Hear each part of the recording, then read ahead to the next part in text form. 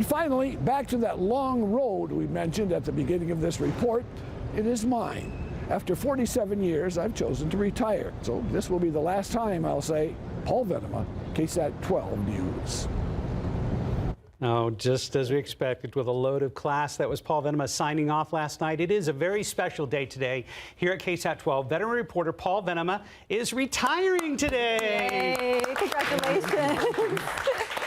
So after working from home the last year plus, Paul came in to say hello, and we are so glad to see you in person. I am humbled. This is just incredible. It's been, the whole thing has been one heck of a ride, and it's scary to kind of put the brakes on, but we got to do that. Well, we're so glad you're here to chat with us today, and the rest of the show is all about you. We're not doing anything else. Throwing away the scripts.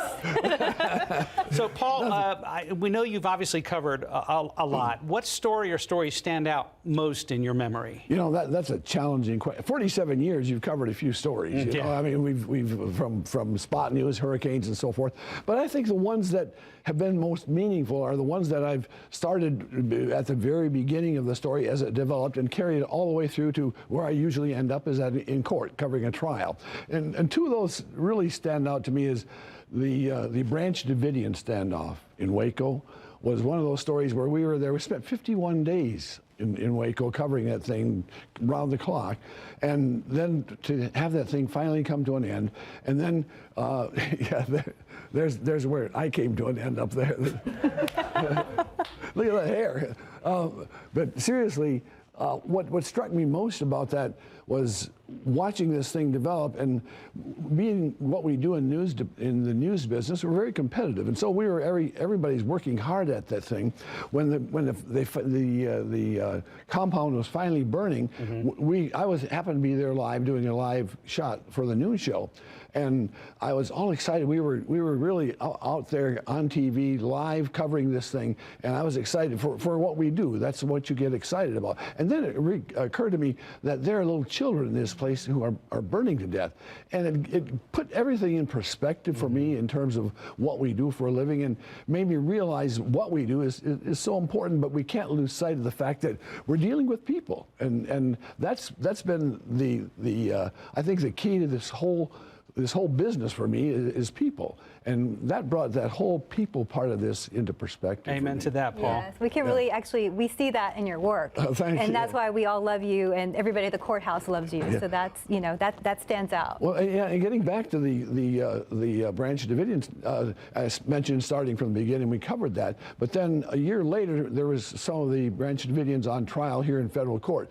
So I got to go full circle with the story from the scene to the actual wrap up of the story in federal court. So those are that's an interesting way to look at important stories. And another one quickly was the how much time do we have? Can we, we were going to ask you about the. We have to be done by 10. Okay. Yeah, but we're going to ask you about the most bizarre story, but we can come back to that, and you can talk about the one you have in your mind right now. I was following up on the Davidian was the Janine Jones, another sad story, and I covered that from the beginning.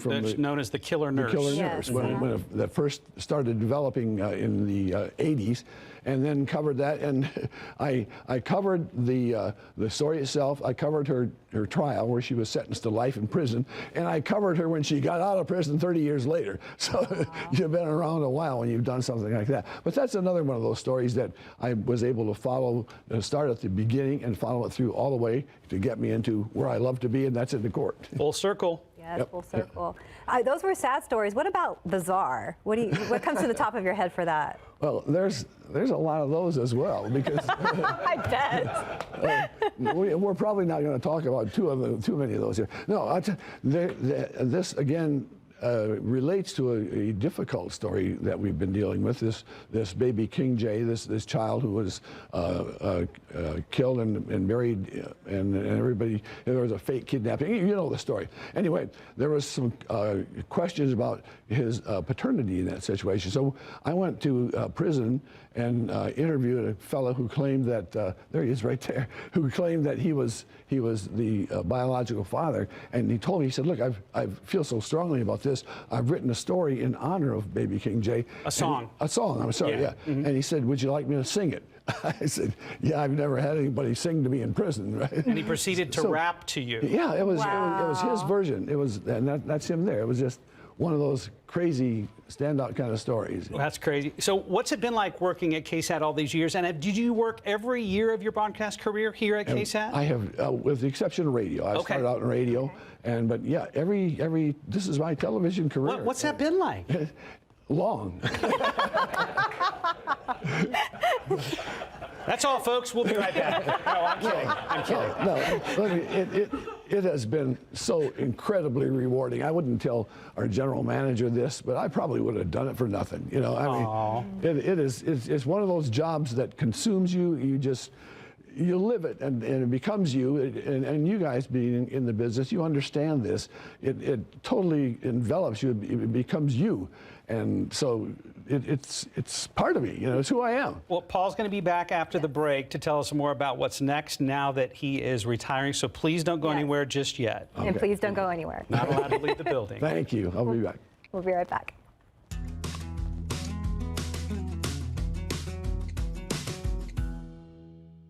Paul had a special way of just throwing in a little charm. And when I found out he was the first El Rey Feo, I thought, wow, that's appropriate. This man is prince or king. Mr. Venema, what can I say? You've always been an inspiration to me. I was working with you one time about somewhere between 12 and 15 years ago, and I said, you know, you've been here for a long time. When do you think you're going to retire? And you said, retire? Retire from what? All I do is meet people and tell stories. That's an inspiration.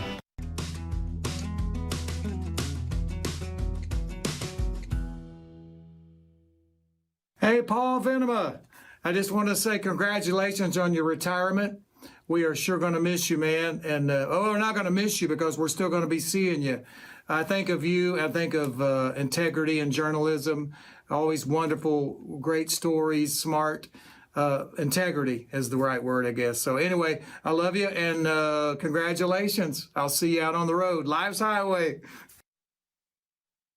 Hello, Steve Warner. That was really nice. He is a class act. He is a really, really nice fella. It's good to see him on the screen, right? I was totally, that surprised me. That was really nice. Surprise. Yeah.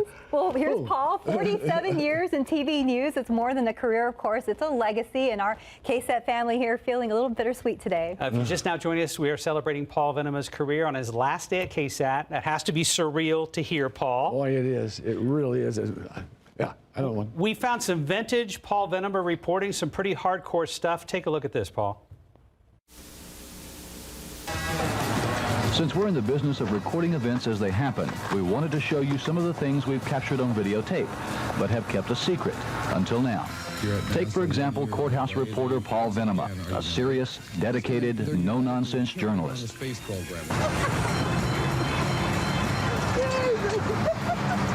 That's about it. Building these outside walls and the other concrete work currently underway is relatively routine work. The second checkpoint is as we enter the media compound. Now here it's more than just a credentials check. Here they examine everything you're carrying, whether it's a camera, briefcase, whatever, and they're very thorough. So the main thing we wanted to show you is the original San Antonio drive-by. On a bike? on a bicycle. You wanted to show people that they did have hair at one time, right? Oh, Paul. We all did at some point, Paul. You had to finish your journalism career from home due to the pandemic. I did. What was that like covering the courts from home for over a year? That has been a challenge. It really has, because up until then, it's sitting in the court, taking notes, covering trials and so forth. But there is so much that goes on behind the scenes, very important stuff that goes on in the courthouse, and I didn't really realize how much there was to covering the courts besides trials. So it was a matter of just digging just a little bit deeper, going a couple layers down in the judicial system and generating stories that were really interesting to me and a challenge to do. I was very surprised and blessed to be able to do it that way. It was nice. And a lot of people are wondering, did your friend Willie Nelson approve of your retirement plans? As a matter of fact, when I was going to retire, when I announced it this winter, he sent me a little email and said, congratulations, and I'm not going to be far behind you. So Well, we'll see. We'll see how far behind he is. I don't think he will. Paul, tell us about your plans for retirement. We know you and Sonia love to go on cruises, and of course, you know, last year was kind of a game changer for the cruise industry. And that, you know, that's one of the things that we're really looking forward to. Sonia has already got a cruise booked for 1920 or for 1922. I'm losing it. 2022. Yeah, and bless her heart. I mean, she has. You talk about thanking people. Sonia has been my rock in this whole ride in this business. But as part of that, she keeps me grounded. Okay, sometimes that's important. But beyond that, she's making these plans for me down the road. So. We're going to be cruising, but you know what I want to do right now? I'm going to take just a couple of weeks and decompress. Yes. Okay, but this industry kind of eats you up. It chews you up sometimes, you know? And so I want to take some time to just kind of sit back and say, now what, Lord? You know, and see what's going on. So that was kind of a backward way to answer your question, but I really don't have any specific plans. I'm not going to go out and hit the golf course on Monday morning. But I am looking forward to, I have a brand new grandson, so I'm looking forward to chasing grandsons instead of deadlines. That'll be a refreshing thing. But so it's all pretty much personal, and at that point, everything will probably shake out, and the Lord will have some kind of plan for me, I know. So well, I'll wait on the Lord to see where I'm going. For your entire KSAT family and the San Antonio community, we love you. We wish you the very best. You have earned everything that is coming your way in these days and years ahead. You're so kind. I'm just humbled by everybody's friendship and by what we're doing here today. It just takes my breath away. I think there's some pollen in the air. Well, you've had a big week this week. A lot of people getting to see you for the first time after a whole year. Right. And, you know, we just love you so much, and we're so glad that you're here with us. Well, we're going to say farewell for now. We have one more soundbite here, I think, from our Katrina Weber to you. Oh, good.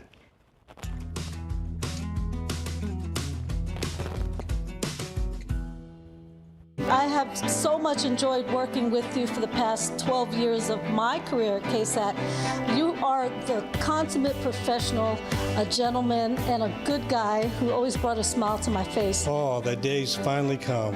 Something we've talked about a long time, and you finally did it. Congratulations. I just want to let you know how much I appreciated working with you over the years and how much I cherished the fun times we had, because I consider you more than a coworker. I consider you a friend.